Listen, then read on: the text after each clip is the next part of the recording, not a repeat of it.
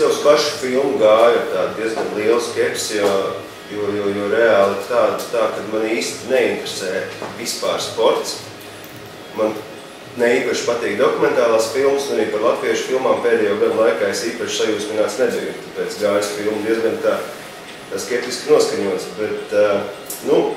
ar dokumentālām filmām ir tāda nianse, kad viņas īsti nevar vērtēt pēc kaut kāda operatora darba vai konkrēti, teiksim, montāža vai kaut kā tāda. Dokumentālās filmas pamatā ir stāsts, kuram ir jābūt kaut kādam, kas tevi interesanti piesaista, protams. Un šajā filmā, par ko es biju vairāk izbrīnīts, jau no paša sākuma stāstu man pilnīgi ierāva, precīzāk, kur mani ierāva stāstā. Un viss šis ritenieku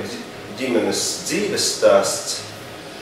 un tā patiesā puse, kas notiek arī mūsu valstī, kāds ir pasniegts, atspoguļots, kā tas viss notika, visas šīs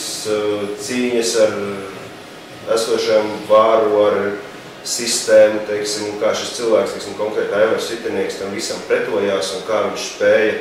noturēties un pierādīt sev visu laiku. Tas bija tāds pilnīgi ievilka man pilnīgi tie visā stāstā un pēc tās filmas pilnīgi ejot ārā domāju, ka tas ir tas, kas ir obligāti visiem jānoskatās, jo šitajos konkrēti laikos, kad cilvēki ir nokāruši degunu, padodās, brauc prom, neuzticās nevienam, nepaļaujās pat uz sevi. Ja? Šis ir tas laiks, kad varbūt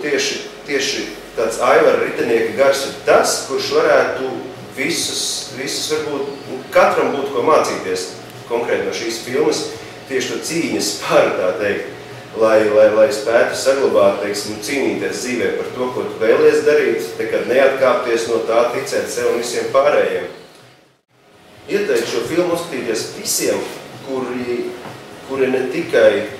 kaut kādā veidā fano par sportu un par kaut kādām tādām lietām, bet pilnīgi visiem, kuri varbūt šobrīd jūtas nošļupuši un kuri